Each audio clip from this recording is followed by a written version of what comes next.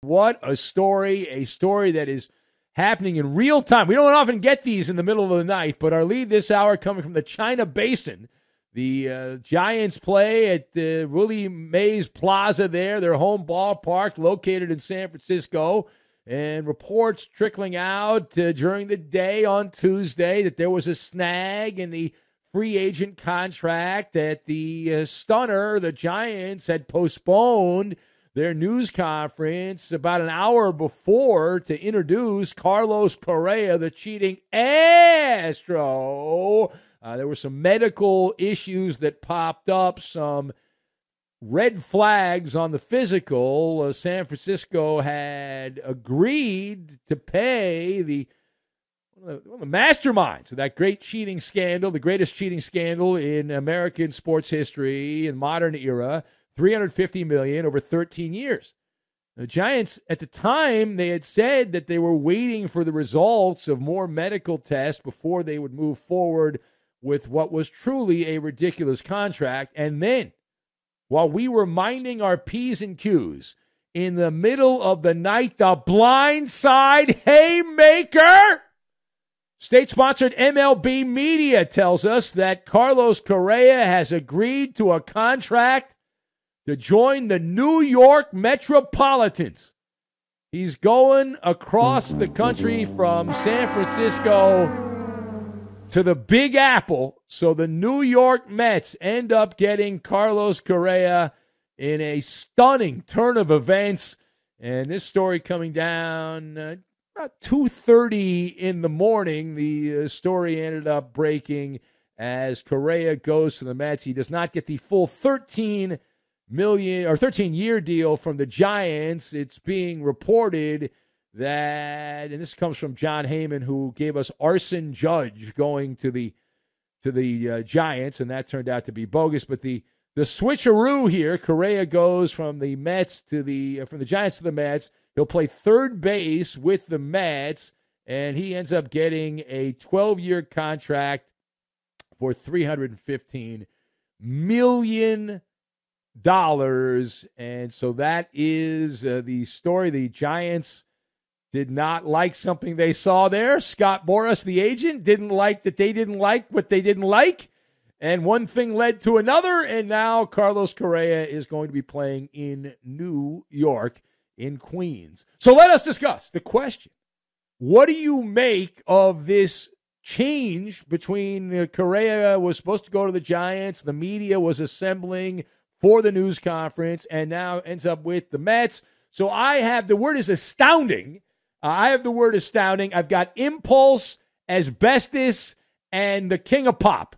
And we will connect all of these things together, and we are going to make some very expensive baba ganoush is what we're going to make. So, first of all, Carlos Correa going zig and zag. You got to keep everyone on your toes. As a boxer, you got to bob and weave. What a story. This is the atomic elbow from the top rope.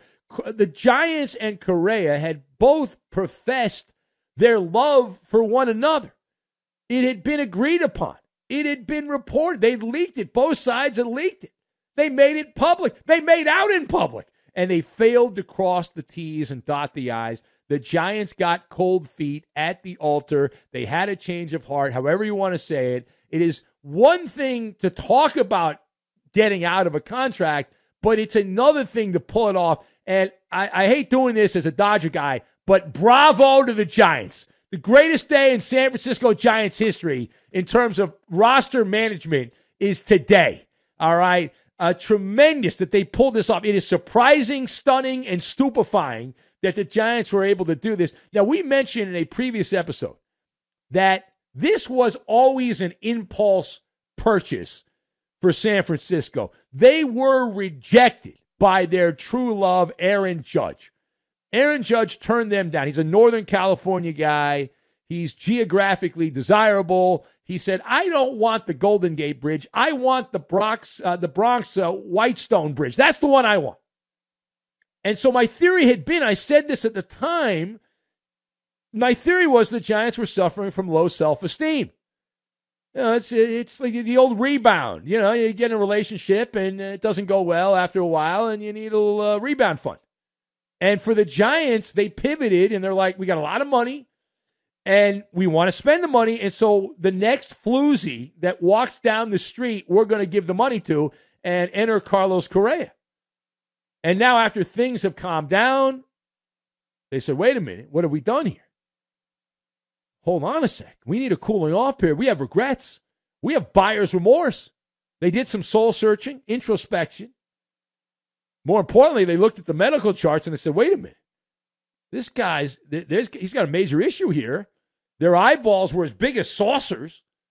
And Carlos Correa, they determined, wait a minute, this guy's not cracked up to be the end-all, be-all. And so the Giants ended up saying, we're done. At the very last minute, though, at the last minute, an hour before the hootenanny was set to begin, an hour before the coronation, the Giants say no. And it took all day into the night, and Correa ends up bamboozling another baseball team to pay him a ton of money. What a snake. All right, now secondly, what are the odds the New York Metropolitans regret that they gave Correa this deal? So I'll be fair here. I'm not going to be a shock jock. The odds of this working out for the Mets, the odds of this not working out for the Mets, rather, are 100%. 100% this is not going to work out. Am I making myself clear? For those of you in the back of the room, on every level, this is a failure for Stephen Cohen. Now, I realize the Mets are already in business with cheating Astros. They signed that punk Justin Verlander, a cheater. But this guy is the king of sleazeballs, this Carlos Correa. You don't want to associate yourself with people like this. He's asbestos. Carlos Correa is human asbestos. And now he's got that extra stank because the Giants had a deal and backed out because there was something that their doctors said was wrong with this guy, and they would not rubber stamp the contract. He's damaged goods on top of everything else. Whatever it was, I will guarantee you that in the next 48 to 72 hours, and maybe we'll have to delay that because the holiday weekend's coming up here, but in the next week or so, we are going to find out someone's going to leak from the Giants because this is a bad look for them, and someone's going to take advantage on their PR team and spin this story, and they're going to leak out to one of their friends in the San Francisco media what exactly was red flagged on the Carlos Correa contract. So now the Mets give him a 12-year deal, and the same math applies. Correa, for the next 3 or 4 years, it shouldn't be an issue. I'll give him 4 years with the Mets at most, but that means he's got 8 years of dead weight. And I realize these hedge fund guys, they've got endless money, and they've got a license to print money and all that stuff. So for Stephen Cohen, it's like he's just a Mets fanboy that owns the team, and it doesn't matter to him. He just wants to see the Mets win. But that's the other problem. This will not be legit. For the next 12 years, or however long Correa's on the Mets roster, the voice of reason here in the middle of the night, any team that has a headliner from the 2017 Astros, or should I say the ass, 1,000, 1,000 holes on their team, it does not count. There was no champion in 2022. Didn't count because that Jose Altuve and Alex Bregman, the punk, they were on that team still, and that racist Yuli Gurriel. So the same logic applies to the New York Mets now.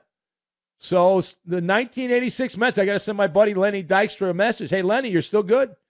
All right, final thought.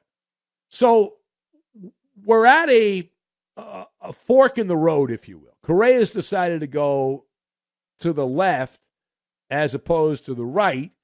All right, so what happens next in the Carlos Correa Mets soap opera, as the Mets are now the lead actor, as they've picked up the spoiled milk in Correa? So the next step is he has to pass a physical, which will, of course, make a mockery of modern medicine. And I was just having this conversation the other night with Eddie Garcia off the air. We were talking about doctors and how and he reminded me of a stat that I've given a few times. The number one leading cause of death is medical incompetence, that your doctor screws up and makes a mistake, all right, or somebody at the hospital makes a mistake. That's the leading cause of human beings' demise.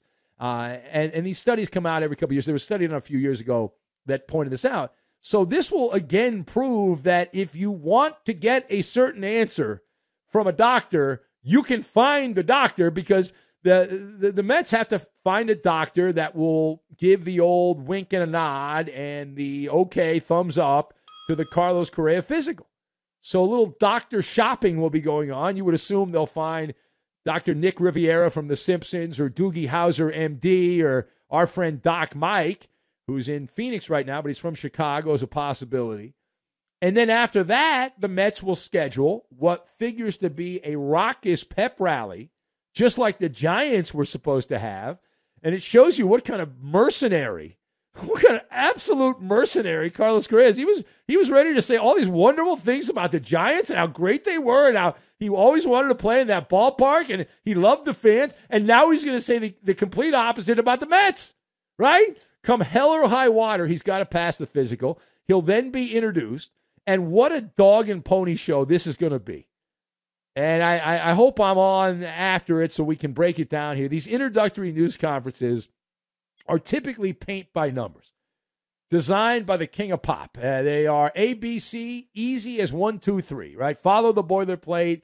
They're like religious revivals. You put the player up on a pedestal on the stage with his agent and the GM and the manager, and player X gets on the mic, excited about the opportunity, high expectations, praises the franchise. We expect to win. I demand to win. Talks about how much he loves the city, the front office, and how this was meant to be. Right? It was serendipity. Brags about how great the franchise is, excited, the whole thing. Pumps up the electorate, sell some tickets, get people jonesed up to buy merchandise. But I'm telling you, this one's going to be combative, because Correa is a entitled, arrogant punk, and the New York media is going to call him on the bullcrap. He has been pampered. He's been coddled. He's been protected by the fanboys and the Houston media. What a soft media town that is. Yeah, I mean, the local radio guys are an embarrassment, right? They just lick all over the players. They give manis and petties. They don't criticize anybody. Don't hold them accountable. The New York media is a little different. Now, they're not like they used to be. It's not the same era that we're in, but there are still some rogue reporters who are going to call Correa on his bullcrap. So good luck with that smug, woefully cocky attitude that Correa brings to the table. And just wait till Snap, Crackle, Pop pops up on the radar, and then the Giants will be praised and the Mets will be goofed on, and that's how this is going to play.